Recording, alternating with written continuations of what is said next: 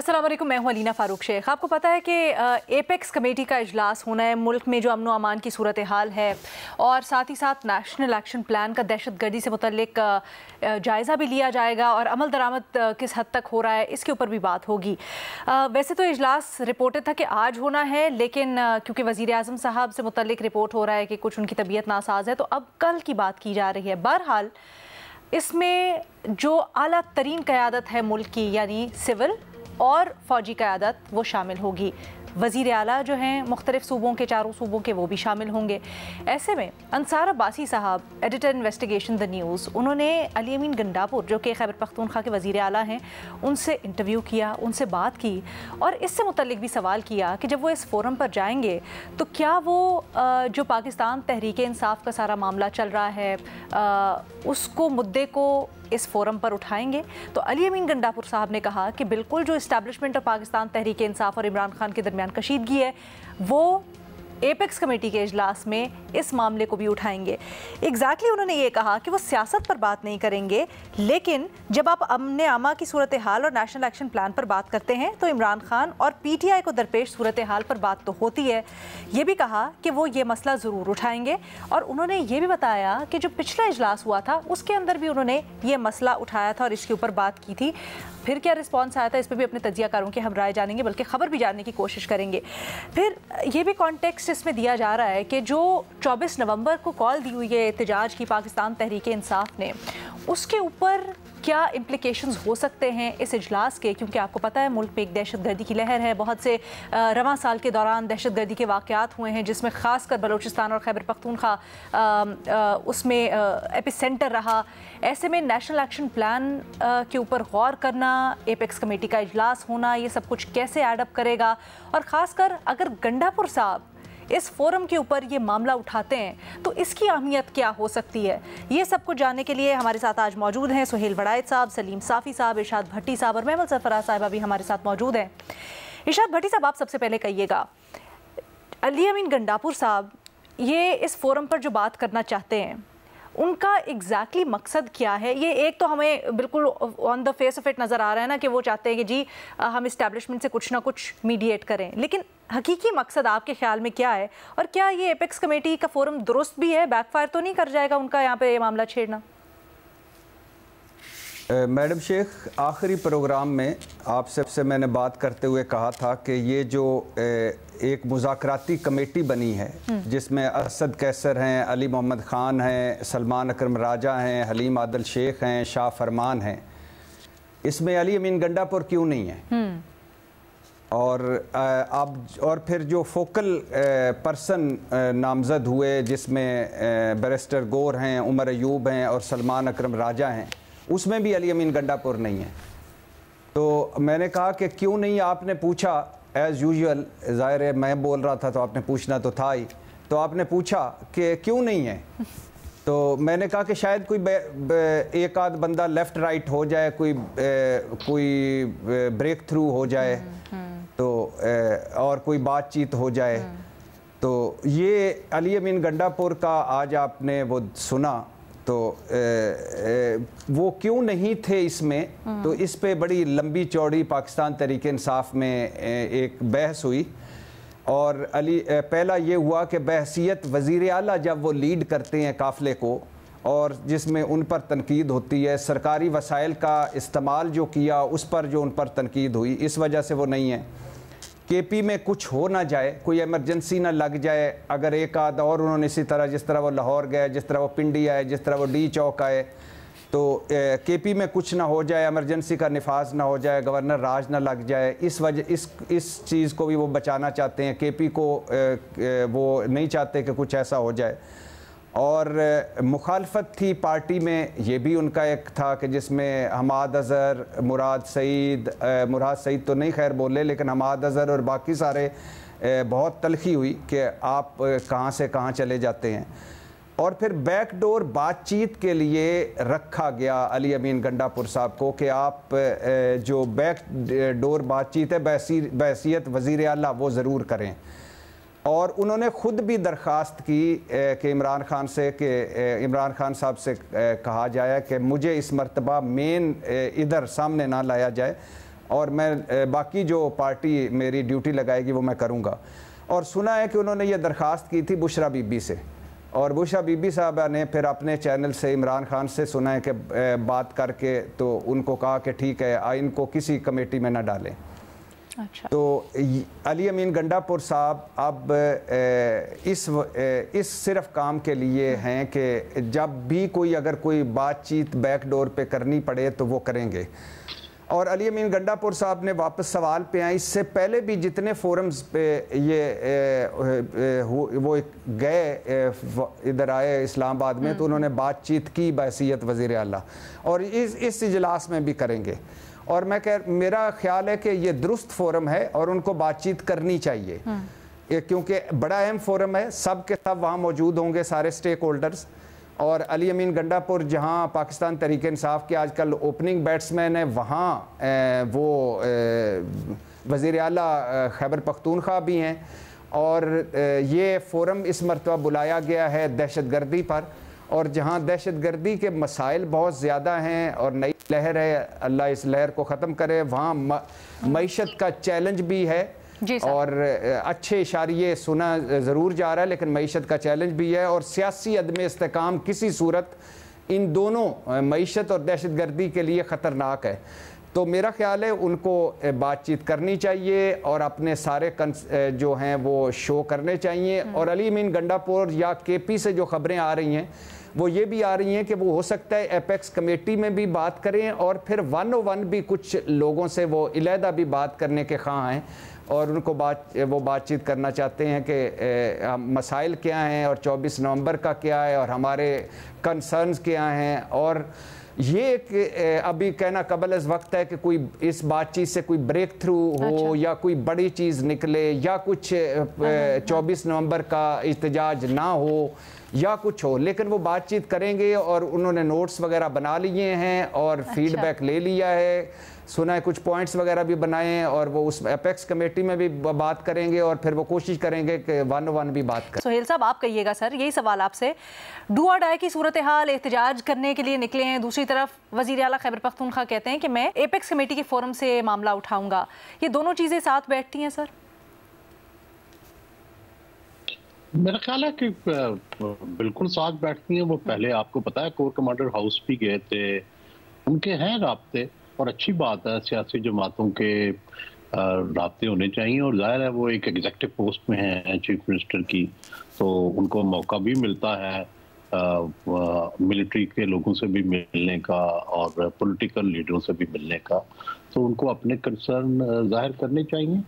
लेकिन असल तो बात ये है ना कि जो इस वक्त क्राइसिस पीटीआई का वो ये है कि जो मुज़ाकरात करता है वो गद्दार करार पाता है, और इसी तरह जो कोई बयान दे देता है या असेंबली में किसी से मिल लेता है वो गद्दार करार पा लेता है। तो वो पहले तय तो कर लेना कि भाई क्या मुज़ाकरात करने हैं, क्या मुज़ाकरात करने का इख्तियार भी है या नहीं है। तो सारा कन्फ्यूजन तो इससे है। पहले भी अली अमीन गंडापुर से 2 दफ़ा 3 दफ़ा राब्ता हुआ, बातचीत हुई, कुछ उसमें ब्रेक थ्रू भी हुई, लेकिन फिर वो हट गए और इंतहा पसंद आ गए। तो ये जिस दिन वो मीटिंग करते हैं उस दिन हमारे जो दोस्त बैरून मुल्क बैठे हैं वो सारे शकूक व शुबाब का इजहार करते हैं, और फिर पार्टी भी वही हार्ड लाइन ले लेती है। तो पहले तो ये पता हो ना कि भाई करना क्या चाहते हैं, मुज़ाकरात करना चाहते हैं, नहीं करना चाहते हैं, कोई रियायत लेना चाहते हैं, लड़ना चाहते हैं। तो कोई एक स्ट्रेटजी सामने आ जाए, हमें भी पता चले, कौम को भी, और जिनसे करना चाहते हैं मुज़ाकरात उनको भी पता चले। तो ये अभी तो वो ये लगता है ना, देखें क्या डिमांड क्या है। पीटीआई की मुसलसल एक ही डिमांड है, हमें हमारा मैंडेट वापस करें, पहले ही उनकी डिमांड है। आपको पता है इसका मतलब क्या है? इसका मतलब ये है कि भाई असेंबली के हम जीते हुए हैं, फॉर्म 47 जो है उससे हम हारे थे, और हमें फॉर्म 45 के मुताबिक सीटें दे दें। इसका मतलब क्या हुआ? इसका मतलब ये हुआ कि उनकी मेजॉरिटी हो गई। उनकी मेजॉरिटी होने का मतलब यह है गवर्नमेंट टूट गई। गवर्नमेंट टूटने का मतलब ये है कि इमरान खान की गवर्नमेंट बन गई। इमरान खान की गवर्नमेंट टूटने का मतलब ये है कि इनकी गवर्नमेंट टूटने का मतलब ये है कि जनरल आसिम मुनीर और सारी फौज और सारे पॉलिटिशियन फिर इमरान खान के रहमो करम पे है। आप मुझे बताएं, जब मुज़ाकरात की पहली शर्त ये हो कि भाई आपका तो मैंने बंदोबस्त कर दिया पहली शर्त में, तो इस पे कोई मुज़ाकरात पे बैठेगा? तो मतलब ये है कि ये तो होता है कल्बिनेशन, ठीक है भाई। आप ऐसे पहले इकदाम करवाएं, आप कहें जी धांधली कमीशन बनाएं जी, आप जी ये करें जी, ये हमें करें, तो वो अल्टीमेटली फिर आप उधर जाते हैं। तो आपने पहली शर्त ही वो रखी हुई है कि जिसका मतलब ये है कि आप तो घर जाए ना सारे, तो इक़्तिदार मुझे दे। तो अब जो इक़्तिदार में बैठे हैं वो क्या मुज़ाकरात उससे करें? वो अपनी तबाही पे ऊपर खुद मोहर लगाएंगे। कौन है पागल जो ये करेगा? तो इसलिए मुझे तो इसमें सीरियसनेस ही नहीं है इस सारी बात में कि वो तो ये तो जब ये शर्तें लगाएंगे तो इसका मतलब है लड़ाई जारी रहेगी।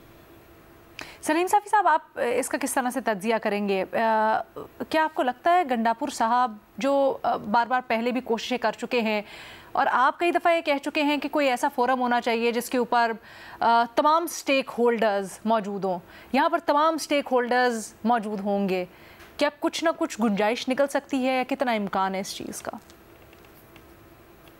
देखिए, बुनियादी तौर पर जो एपेक्स कमेटी बुलाई भी जाती है तो वो खैबर पख्तूनख्वा और बलूचिस्तान की सूरत हाल को डिस्कस करने के लिए बुलाई जाती है, और वहाँ पे सूरत हाल अबतर है लॉ एंड ऑर्डर की भी और इकनॉमिकली भी। तो इसलिए ज़्यादातर गौर वहाँ पे ज़िक्र उन सूबों का होगा। तो अगर अली अमीन गंडापुर ज़िक्र ना भी करे तो इन इश्यूज़ का ज़िक्र ज़रूर उसमें आएगा। और दूसरी बात, अली अमीन गंडापुर के बारे में लोग कुछ भी कहें, लेकिन मेरी राय ये है कि वो इमरान खान के साथ अभी तक खड़े हैं और मुखलिस हैं। ये जो लोग उन पर डबल गेम का इल्ज़ाम लगा रहे हैं, इसमें मुझे कोई ज़्यादा वज़न नज़र नहीं आता। तो अली अमीन गंडापुर जब कह रहे हैं कि वो इन मसलों को उठाएंगे, तो वो उठा भी सकते हैं और उठाएंगे, ज़रूर उठाएंगे। इमरान खान के मसले को भी उठाएंगे, लेकिन उसके जवाब में 24 का मार्च भी ज़ेर गौर आएगा, उस हवाले से भी बात होगी। दूसरे फरीक के पास भी अपने दलाइल हैं। ये लोग अगर 2024 के अपने मैंडेट की वापसी चाहते हैं तो उसके जवाब में उनसे 2018 का अपना मैंडेट तलब किया जा सकता है। तो जिस तरह सोहेल वड़ाई साहब ने फरमाया कि मुसीबत ये है कि डिमांड ऐसे हैं कि जो दूसरे फरीक के लिए उसमें कोई काबिल कबूल होने का रास्ता नज़र नहीं आता, और इसके लिए ग्रेजुअली अगर कमेटियां बनाई जाएं पॉलिटिकल लीडरशिप के साथ, और पॉलिटिकल लीडरशिप कोई रास्ता निकालें, तो उसके बाद मुमकिन है कि कोई वे आउट निकल आए। लेकिन सिर्फ एपेक्स कमेटी में उधर तू मैं तो हो सकता है, उधर एक दूसरे के साथ मुकालमा तो हो सकता है, लेकिन मेरे ख्याल में किसी एपेक्स कमेटी में इस मसले का हल निकल नहीं सकता। मेमल, आपकी इसके ऊपर क्या राय है? क्या आपको लगता है सबसे पहले तो क्या मौजूद फोरम है और कहीं बैकफायर तो नहीं कर जाएगा गंडापुर साहब की बात करना? देखिए, मेरे ख्याल में रीना कि ये इस तरीके से जो बात है ना, उसका अगर ओवरऑल जायजा लिया जाए वो ये है कि इमरान खान साहब जो हैं उनकी एक ही पोजीशन है कि वो सिर्फ और सिर्फ इस्टेब्लिशमेंट से बात करेंगे। इस्टेब्लिशमेंट जो है वो बार बार ये कह चुकी है कि हमने बात नहीं करनी। अभी आपने गार्डियन में एक पीस पढ़ा होगा जिसके अंदर स्टोरी जो लगी है, उसके अंदर एस्टैब्लिशमेंट ने दो टोक अल्फाज में कहा है, दोबारा कहा है कि हमने नहीं बात करनी इनसे, ना डील करनी है इमरान खान साहब से। अच्छा, अब गवर्नमेंट कहती है कि पीटीआई से कि आप हमारे से बात करें। अभी राना सनाउल्लाह साहब की भी उस दिन बात की, और भी लोग जो है वो ये कहते हैं कि हम मिलकर कोई रास्ता निकाल लेते हैं और चीज़ों को जो है बेहतरी की तरफ लेकर चलते हैं। लेकिन हमने देखा कि पीटीआई ने फिर वही जो एक उनकी एग्रेसिव पॉस्चरिंग है और केओस वाली सियासत है, उन्होंने वही स्ट्रैटेजी अपनाई, ना कि ये कि कोई दरमियाना रास्ता निकाले। अब की जो इस वक्त की सूरत हाल है लीना, जो इस वक्त के मुताबिक यानी आज की जो सिचुएशन है उसके मुताबिक मुझे नहीं लगता कि इस स्ट्रैटेजी से कोई रास्ता जो है वो निकल सकता है। पीटीआई की स्ट्रैटेजी और होप है क्या? हम प्रोटेस्ट करेंगे, लाखों लोग जो हैं वो सड़कों पे आएंगे, मुल्क स्टैंड स्टिल हो जाएगा, उसके बाद एस्टैब्लिशमेंट मजबूर हो जाएगी कि वो हमसे बात करे। तो एज ऑफ नाउ, यानी जब हम बात कर रहे हैं, तो ये मुझे होता दिख नहीं रहा, बल्कि ऐसा लग रहा है कि ये स्ट्रैटेजी, जिस तरह आपने भी कहा, कि बैकफायर ना हो जाए। और उसकी वजह क्या है लीना? देखें, 2014 का धरना हमारे सामने है। तब खान साहब जो थे वो जेल में भी नहीं थे, तब एस्टैब्लिशमेंट जो थी वो पीटीआई के मुकम्मल साथ खड़ी थी। तब जो है मीडिया को क्लियर डायरेक्शंस थी कि खान साहब को दिखाओ और सपोर्ट करो, और जो क्रिटिकल था मीडिया में वो अखबार या चैनल जो है वो बंद कर दिया जाता था। लेकिन तब भी हलीना 126 दिन के धरने में खाली कुर्सियों से ही खिताब करते रहे खान साहब। आपने देखा होगा खाली कुर्सियां भी जो दिखाता था, फिर उसके बाद एक वो आता था बैग। अच्छा, अब आज तो खान साहब जेल में है, जनरल ज़हीरुल इस्लाम भी नहीं है, मीडिया पे प्रेशर नहीं है कि आप सिर्फ जो है धरने को दिखाना है। तो फिर क्या ऐसा क्या चीज होगी, कैसे ये प्रेशर जो है वो क्रिएट करेगी पीटीआई कि एस्टैब्लिशमेंट अपने घुटने टेक दे और हुकूमत गिर जाए? तो ये तो इस तरीके से तो पॉसिबल नहीं लगता। जिस तरह अभी सुहेल साहब भी कहते हैं, उनकी जो डिमांड है, तो इस वक्त वैसे भी अगर आप ओवरऑल भी लीना देखें, इकोनॉमी को, आप मईशत को देखें, करंट अकाउंट सरप्लस है, इन्फ्लेशन नीचे आ रही है, रेमिटेंसेस एक्सपोर्ट्स बढ़ रही हैं, एक रुपी जो है वो स्टेबल है डॉलर के अगेंस्ट। तो ये वो बात नहीं है कि इकोनॉमी भी बैठ गई है, लोग बहुत गुस्से में है कि हम डिफॉल्ट करने लगे हैं, बहुत ज्यादा महंगाई है। तो खुद पीटीआई के अपने जो अर्बन सपोर्ट बेस है वो भी यही कह रही है कि थोड़ी सी स्टेबिलिटी तो आप आने देना। तो इसलिए बेहतर रूट खान साहब के लिए क्या होगा, या पीटीआई के लिए बेहतर रूट क्या होगा? मेरे ख्याल में वो ये है कि जिस तरह सियासी जमातों ने, हुकूमतों ने कहा कि आप हमसे बात करें, तो उनको सियासी जमातों से बात करनी चाहिए, पॉलिटिकल अलायंसेस बनानी चाहिए। हमने देखा कि माजी में ये चीज पीपल्स पार्टी ने भी की है, ये नून, ठीक है, पीडीएम को सक्सेस कब मिली थी? जब इन्होंने आपस में एक अलायंस बना ली थी, तब जाके उनकी अहमियत भी बता। अच्छा, अब मैं आपको ये भी बताती चलो लीना कि नून के अंदर और पीपल्स पार्टी में एक ये सोच पाई जाती है कि पीटीआई ओवरऑल एक बड़ी सियासी जमात है और उसको सिस्टम से बाहर रखना जो है वो सस्टेनेबल नहीं है, और ऐसा नहीं करना चाहिए, उसके लिए स्पेस बनानी चाहिए। तो इस वजह से अगर पीटीआई थोड़ा सा इस चीज पे जरा उसको अहमियत दे और पीटीआई जो इसके बारे में सोचे, तो बेहतर स्ट्रैटेजी पीटीआई के लिए ये है कि वो बात करे सियासी जमातों से। और फिर ऐसा होगा कि ये देखें, वैसे भी हमने देखा लीना कि यहाँ पर अगर उन्होंने हुकूमत बनानी हो या गिरानी हो, तो इन तीन जमातों में से दो पार्टीज का तो अलायंस होना पड़ेगा ना। इस वक्त जो नंबर है, सारा कुछ है, ऐसे तो नहीं हो सकता कि वो जो है यानी कि दो पार्टीज इकट्ठी होंगी तो फिर कोई तीसरी पार्टी के खिलाफ। महमूद, लेकिन आपने बड़ी दिलचस्प बात की है कि नून लीग और पीपल्स पार्टी में कहीं कहीं ये सोच है कि पाकिस्तान तहरीक इंसाफ के लिए भी सियासी स्पेस निकाली जाए, या वो उनको होना चाहिए सियासी डिस्कोर्स का हिस्सा। तो फिर ऐसा क्यों है कि जब बात करते हैं तो तहरीक इंसाफ से मुतल्लिक इंतहाई सख्त ज़बान इस्तेमाल होती है? हम अक्सर वुज़रा या फिर सूबे की वज़ीर आला वो तो दहशतगर्द जमात कहती हैं और कहती हैं इसके लिए गुंजाइश नहीं है। देखिए लीना, बात यह है कि पीटीआई को भी तो अपनी स्ट्रैटेजी बदलनी है। मैंने आपको शुरू में क्या कहा कि उनकी स्ट्रैटेजी अभी भी एग्रेशन और केओस है, ठीक है। उनको भी अपनी स्ट्रैटेजी चेंज करने की, कुछ तो उसके अंदर दरमियानी राह अगर लाएंगे, कुछ वो ठहराव लाएंगे, तो ही अगले भी बात करने को। उन्होंने कितनी दफा ऑफर किया है, हर दफा कहते हैं हमने सिर्फ एस्टैब्लिशमेंट से बात करती है, वहां से जवाब आता है हमने बात नहीं करनी।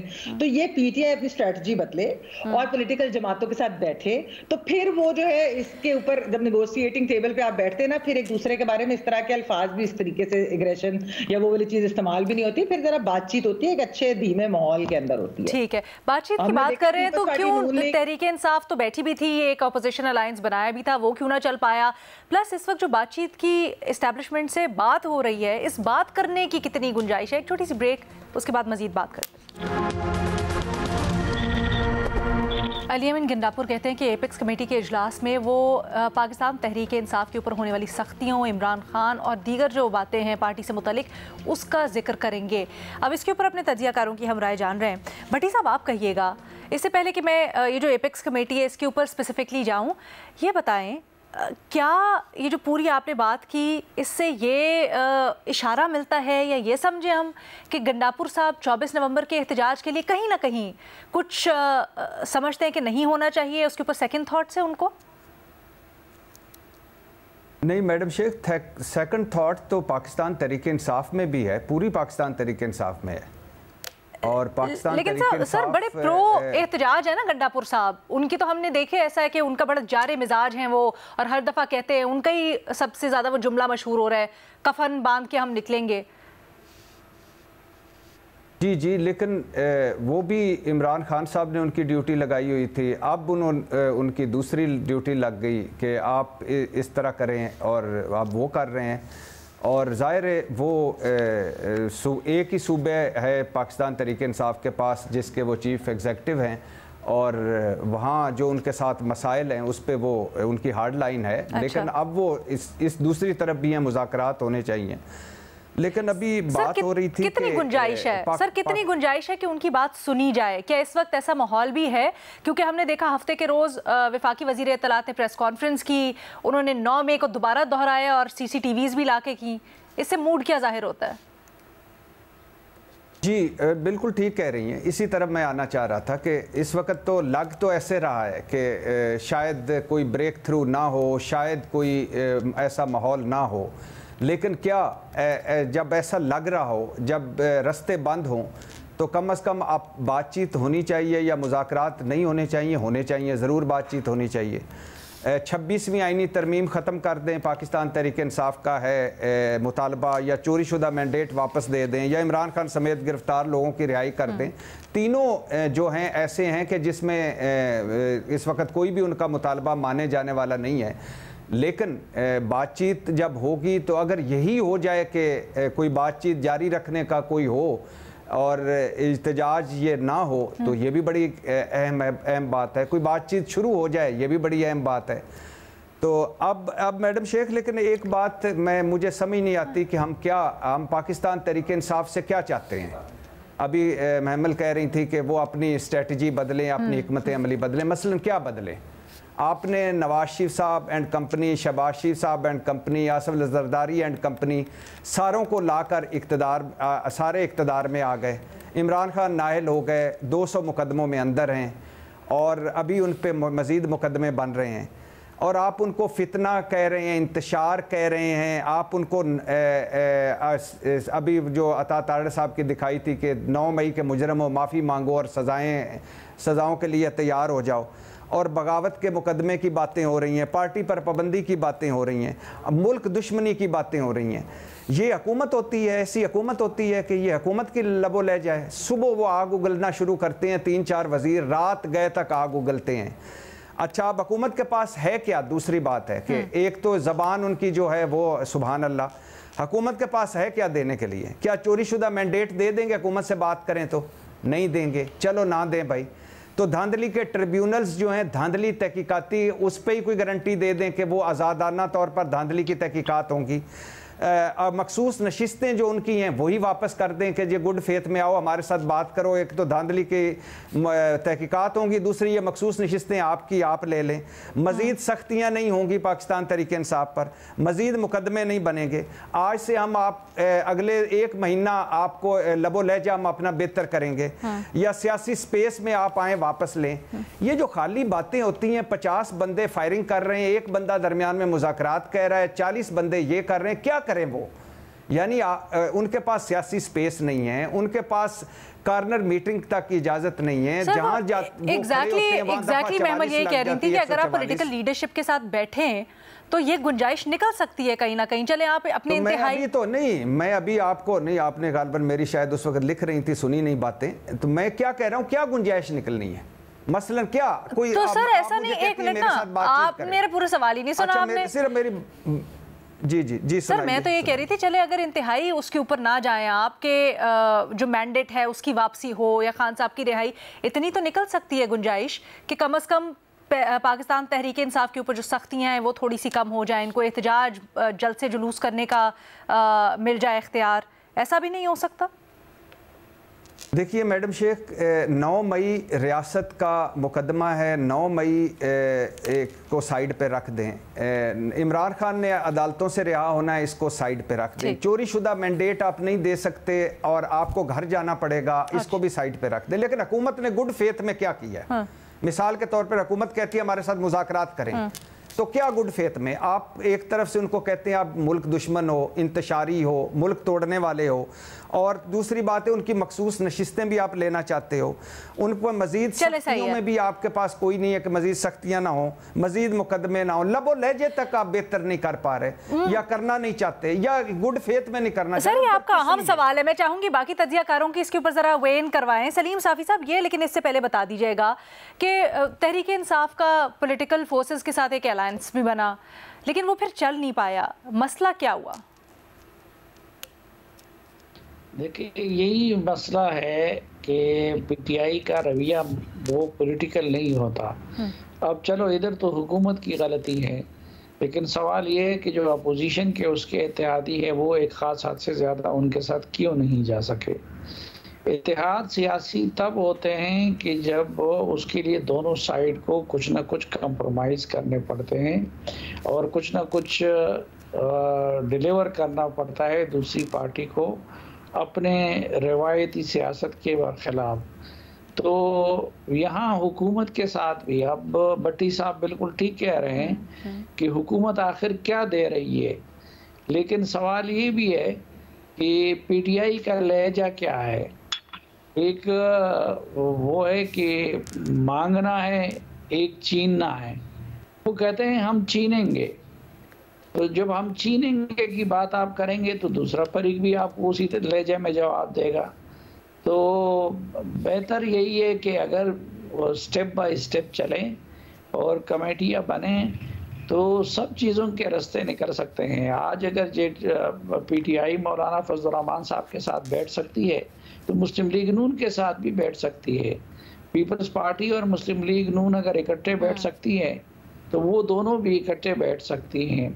लेकिन उनके डिमांड में एक जो नुक्ता है, मसलन हुकूमत की तरफ से तो कई मरतबा मुज़ाकरात की पेशकश की जा चुकी है, लेकिन उनका कहना ये है कि नहीं, हम तो न इस हुकूमत को मानते हैं न इनके साथ मुज़ाकरात करेंगे, हम तो सिर्फ एस्टैब्लिशमेंट के साथ। सलीम साफ़ी साहब से मेरा एक सवाल है, सलीम साफ़ी साहब से सिर्फ एक सवाल। मैं साफ़ी साहब से ये पूछना चाहता हूँ कि मान लिया पाकिस्तान तहरीक इंसाफ का लबो लहजा ख़राब है, लेकिन वो किस वजह से ख़राब है?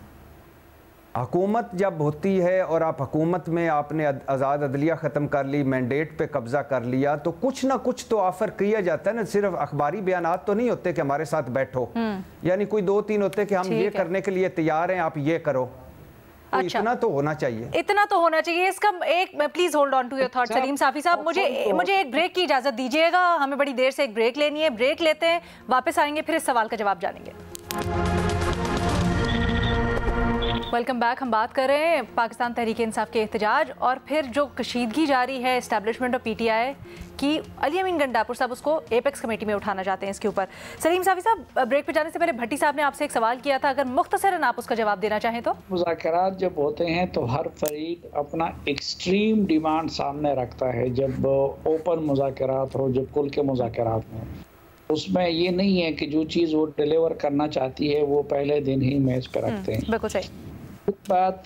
पाकिस्तान का तजुर्बा ये बताता है रिसेंट पास्ट में, मसलन रिसेंट पास्ट में मेरे ख्याल में आईनी पाकिस्तान के बाद सबसे बड़ी जो डील हुई है वो 18th अमेंडमेंट की थी। तो 18th अमेंडमेंट की डील क्यों कामयाब हो गई? क्योंकि उसको खुफिया रखा गया था और तमाम जिम्मेदारों को इस बात का पाबंद बना दिया गया था कि आप लोग इसका जिक्र नहीं करेंगे जब तक फाइनल नहीं हो जाता। अब अगर पहले दिन उसमें मसलन पख्तूनख्वा के नाम के मसले को सामने लाया जाता तो तनाज़ा शुरू हो जाता। इसी तरह उसमें और भी बहुत सारी चीज़ें थी कि जिस पे तनाज़े खड़े हो सकते थे। तो ये तो नहीं हो सकता कि मुज़ाकरात के आगाज़ से पहले मुस्लिम लीग नून अपने कार्ड मैदान पे मेज़ पे रख ले। तो उसके लिए ज़रूरी है कि पहले आपस में इनके खलवत के मुज़ाकरात हों। अच्छा सुहेल साहब, आप कहिएगा सर, इस वक्त क्या पाकिस्तान तहरीक इंसाफ को मिले तो उसके लिए एक विन कंसिडर हो सकती है? और ये जो भी बात हो रही है, क्या वाकई में हुकूमत की तरफ से कोई गुड फेथ का जेस्चर नहीं दिखाया गया और ये एक्चुअल मसला है या कुछ और? नहीं, मैं बड़े अदब से जनाब इरशाद भट्टी साहब से, जिनके इरशादात आलिया को हम बहुत अहमियत देते हैं, मैं इख्तलाफ की जुर्रत करूँगा।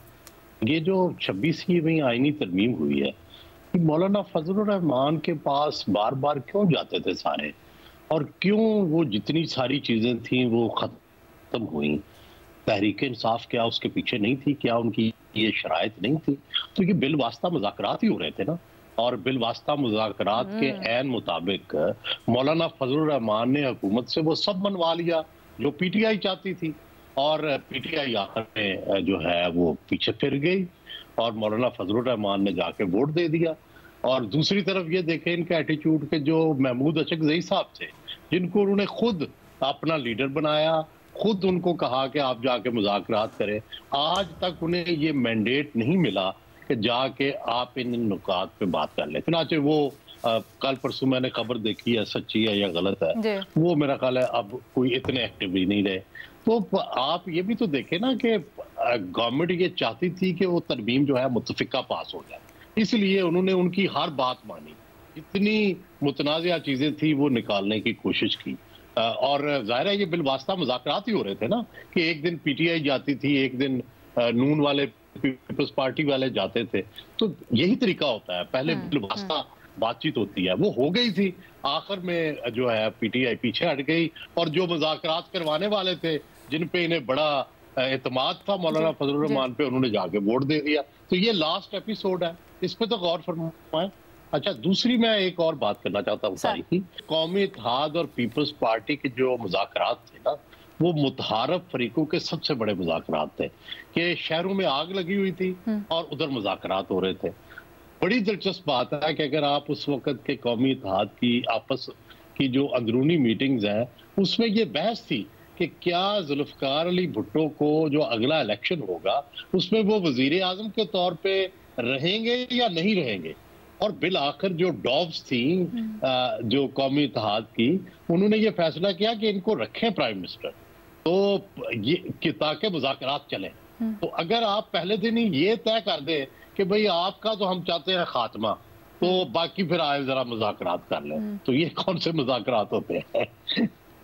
भट्टी साहब कुछ कहना अच्छा, महमल पहले लेते फिर आपका जवाब लेती हूँ। भट्टी साहब, महमल जी देखिए अलीना, दो तीन चीजें हैं। पहली चीज तो ये है कि वो जो पीटीआई कहती है हमने एस्टैब्लिशमेंट से बात करनी है, एस्टैब्लिश मैंडेट वापस करना है और एस्टैब्लिशमेंट को बात करने को तैयार है। अच्छा, दूसरी चीज ये है कि आप जब पॉलिटिकल पार्टीज आपको कह रही है, हुकूमत कह रही है कि आप हमसे बात करें, तो अगर आपको लगता है कि वो झूठ बोल रहे हैं तो उनका ब्लफ कॉल करें।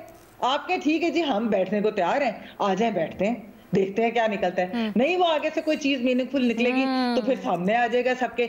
अभी तो उन्होंने रास्ता बंद किया हुआ ना, अभी तो वो कहते हैं हम आपके साथ तो बैठना नहीं, जिनसे बात करनी है वो तो बात करने को तैयार नहीं। अच्छा, उसके अलावा लीना, अभी आप जो इस तरह बात हो रही है कि जी कौन से ऐसे जेस्चर, आपको याद होगा मैंने बुशरा बीबी के ऊपर भी ये कहा था, वो भी एक इसी तरह की चीज थी कि उनको जिस तरीके से रिलीज किया गया, वरना यहाँ पर हमने देखा है कि किस तरह वापस केसेस बन जाते हैं, बेल्स कैंसिल हो जाती हैं, दोबारा बाहर से अरेस्ट कर लिया जाता है। तो ये भी एक चीज थी। तो ये छोटे छोटे बेबी स्टेप्स होते हैं। हुकूमत अगर कह रही है कि हम खान साहब की जेल वाली चीज पे भी बात कर लेंगे, हम रिगिंग पे भी बात कर लेंगे, अगले इलेक्शनों पे भी बात कर लेंगे, ये चीजें होती हैं। और फिर शायद हो सकता है कि अगर ये मिलके बैठे तो एस्टैब्लिशमेंट से मुज़ाकरात भी हुकूमत करवा दे इनकी। ये एपेक्स कमेटी के अंदर तो गड्डापुर साहब जरूर बात कर ले, लेकिन उस जैसे मैंने कहा जब तक पीटीआई अपनी स्ट्रैटेजी नहीं बदलेगी उसके फायदा कोई नहीं होगा। तो स्ट्रैटेजी ये है कि आप सियासी जमातों के साथ बैठे, कोई वे आउट निकाले, और सारी सियासी जमातों के लिए जो है स्पेस निकालने की जरूरत है। लिमिटेड स्पेस है इस वक्त हाइब्रिड की वजह से अलीना। इस स्पेस का ये मतलब नहीं है कि आप हाइब्रिड के अंदर एक दूसरे के खिलाफ बस करते रहे और आप कहें कि मैं अपनी बारी का इंतजार कर लूं, मैं कर लूं, बस इनको फारिग करो मुझे रख लो, मुझे फारिग करो इनको रख लो, ये नहीं हो सकता। भट्टी साहब प्लीज मुख्तसर रखिएगा सर। देखिए मैडम शेख, सोहेल साहब काबिल एहतराम सोहेल साहब, जिनकी गुफ्तगू से हम सीखते हैं, उनसे मैं जुर्रत करूंगा इख्तलाफ की, और वो इस वजह से करूंगा कि सोहेल साहब ये आप ज़रा इस हकूमत के हालात देखिए कि पाकिस्तान तहरीक इंसाफ जो मुल्क की सबसे बड़ी पार्टी है, जो 8 फरवरी 2024 को जीत चुकी थी, आपने उसका फॉर्म 47 ला के कर लिया, आपने उसका मैंडेट चोरी कर लिया जी, मखसूस नशिस्तें छीन ली जी। उसके बाद आपने उनको जलसे की इजाज़त तक नहीं दी। 2 जलसे जो उन्होंने किए और जिस टाइमिंग्स के साथ किए और जिस तरह की कानून साजी की, फिर जो आपने नैब में 2 तरमीम की वो भी इमरान खान के लिए, फिर जो इलेक्शन एक्ट में 2 तरमीम की वो भी पाकिस्तान तहरीक इंसाफ के लिए, फिर आपने सुप्रीम कोर्ट का हुक्म नहीं माना, फिर आपने आज़ाद अदलिया ख़त्म कर दी, फिर आपने और मुकदमे खड़े कर दिए, फिर आपके पास है कुछ नहीं, यानी हुकूमत इसके पास कि ये हुकूमत देगी क्या। मैं वो बार बार सवाल आपसे कर रहा हूँ कि 9 मई तो चलो जी, 9 मई का तो होना चाहिए, और जो एक भी बंदा है उसको सजा मिलनी चाहिए, इसके अलावा भी आपके पास कुछ नहीं है देने के लिए। सर मैं भी सोहेल साहब से इजाजत लेके थोड़ी जुर्रत करूँ, आप बार बार एक लफ्ज इस्तेमाल करें आपने, तो सर अकेली हुकूमत ने ये किया सारा कुछ? कौन सा जी? अच्छा सवाल है लीना। कौन सा जी? सर ये जो सारी आपने इतनी लंबी गिनवाई हमें लिस्ट, सर ये सारा कुछ हुकूमत ने अपने तही किया? जी मैं एक अगर आपसे जुर्रत का इजहार करूं, जो इमरान खान दौर में हुआ था वो क्या सारा इमरान खान ने किया था? सर ये इमरान खान के वो, सर यही तो सवाल है, फिर यही तो सवाल है। तो नहीं, अगर आप इमरान खान के सर वो भी अगर तब मिले हुए थे तो फिर वो भी सवाल है, और फिर अगर सब कुछ होने के बावजूद ये भी साथ उन्हीं की तरफ देखते हैं मुज़ाकरात के लिए, तो फिर क्या ये बड़ा अलमी और सवाल नहीं? नहीं मैडम शेख, मुझे तकलीफ और दुख ये है कि जब आप इमरान खान 2018 से 23 में जाते हैं तो इमरान खान बुरा था, यहाँ आते हैं तो इन बेचारों के पास, जब फिर आप ये कहती हैं कि इन बेचारों ने बेचारे नहीं कहा, मैंने बेचारे नहीं कहा, इन नहीं बेचारे नहीं कहा मैंने, आपने नहीं इन ताकतवरों ने कर ले, ये जो शहबाज शरीफ साहब ताकतवर हैं। मैं तो आपसे सवाल किया सर कि क्या इन्होंने अकेले किया? तो जब नहीं आपने अगर देखें, फिर आप उसी तरफ आ गई जो इमरान खान कह रहा है, उस तरफ ना है कि मैं मुज़ाकरात इनसे नहीं करूंगा, मैं और एस्टेब्लिशमेंट से करूंगा। तो यही तो बात है सर, सारी उस इमरान खान की बात कर रही है ना। तो आप कह रही हैं हुकूमत से बात करें। जब आप हुकूमत के आपने सारा कुछ कब्जा करके आपने कानून साजियां कर लेते हैं, आप सारा कुछ, कोई हुकूमत कहीं खड़ी होती है कि हम भी एक सियासी पार्टी हैं, वो भी एक सियासी पार्टी हैं, हो गया जो हुआ, अब हमने उनके साथ बैठना है, कुछ हमें उनको देना चाहिए सियासत के तौर पे ना। मुस्लिम नून है, दिलों का कायद नवाज शरीफ भी मौजूद है, आसिफ अली जरदारी साहब पे भारी भी मौजूद है। इरशाद भट्टी साहब से मुकम्मल मैं इत्तेफाक करता हूँ कि पीटीआई को हुकूमत देनी चाहिए, पीटीआई को इख्तियार देना चाहिए, तो सारे धांधली ज़दा इलेक्शन कैंसिल होने चाहिए, फौज को अपना बिस्तर लपेट के और छावनियों के अंदर लेके जाना चाहिए, और सारी दुनिया को इमरान खान साहब को तस्लीम करना चाहिए, और जो मेरे भाई इरशाद भट्टी साहब कहते हैं उसी तरह होना चाहिए। मैं आपसे फिर इख्तिलाफ करता हूँ सोहेल साहब के, मैंने तो ये कहा ही नहीं, मैंने तो ये कहा ही नहीं जो आप कह रहे हैं। आप ये देखो, मैं तो इनका हामी हूँ, अब बाकी उनकी मर्जी है जिन्होंने ये करना है, ठीक है ना? नहीं सोहेल साहब, मैं ये नहीं कहता कि आप सारा कुछ इमरान खान ने रिहा होना है अदालतों के जरिए और धांधली अदालतों से पा दो के जरिए, तो नहीं ये कन्वीनियंटली आप अदालतों में डाल देते हैं भट्टी साहब। तो धांधली मैडम शेख, धांधली ट्रिब्यूनल्स तो बना दें, कुछ उसके तो आजादाना कर दें, कुछ तो हुकूमत लबो लहजे ही दुरुस्त कर ले, कोई कानून साजियां ना करें। ये उतना ही आजादाना है जितना इमरान खान के जमाने में सारी पॉलिटिकल लीडरशिप के साथ हो रहा था, सारे मीडिया के साथ हो रहा था, तो उसको भी याद कर लिया करें। कोई इतने शफाफ वो भी अल्हम्दुलिल्लाह यहाँ देखे ना, इमरान खान का दौरे हुकूमत ये गिना जाएगा, शहबाज शरीफ का दौरे हुकूमत। अच्छा नहीं ये तो ऐसे ही बात है ना, कोई हमें तो कोई फर्क नजर नहीं आता, एक ही जैसे। अच्छा सर, एक बात है ना, सियासत तो नाम ही पॉसिबिलिटीज का है, कहीं ना कहीं कुछ ना कुछ आपको गुंजाइश अपने लिए निकालनी होती है। अभी पाकिस्तान तहरीक इंसाफ के लिए क्या सवालिया निशान नहीं है कि इस तरह के सख्त हालात हैं तो उसके लिए वो गुंजाइश निकाले, अगर जमीनी हकायक उनके लिए मुख्तलिफ है या तंग है तो वो कुछ करे। क्या गुंजाइश? सर यही गुंजाइश की पॉसिबिलिटीज ही तो बता रहे हैं सलीम साफी साहब, सोहेल साहब, महमद साहिबा को दे दे, सारे इस्तीफे दे के पहली तरह बाहर आ जाए और उन्हें फौरन इख्तियार दिया जाए, उन्हें फौरन उनका जो मैंडेट है वो तस्लीम किया जाए, 26वीं आईनी तरमीम मंसूख की जाए, ना दिया जाए, सारी इरशाद भट्टी साहब और मुझे दोनों को बैन किया जाए, ताकि मुल्क के अंदर जो है वो मुल्क बेहतर हो सके। और भट्टी साहब मैं तो तैयार हूँ खान साहब के बैन के लिए, आप भी इंशाल्लाह उसके अंदर आएंगे, ठीक है?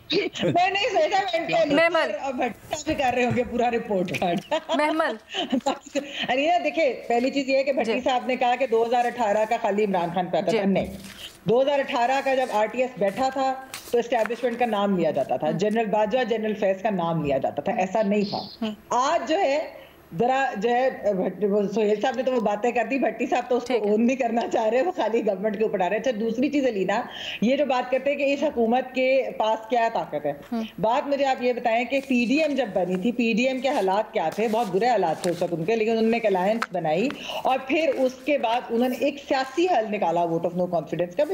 तो ये पीटीआई जब तक के कोई अलायंस नहीं करेगी, बातचीत जो हम बात करें कि गुंजाइश निकालना कोई ना कोई, ठीक है, एब्सोल्युटली एब्सोल्युटली। ठीक है जी, अब आने वाले दिनों में देखते हैं क्या होगा, इसके ऊपर मजीद भी हम तज्जिया तबसरा करेंगे। आज के लिए इतना ही, अल्लाह हाफ़िज़।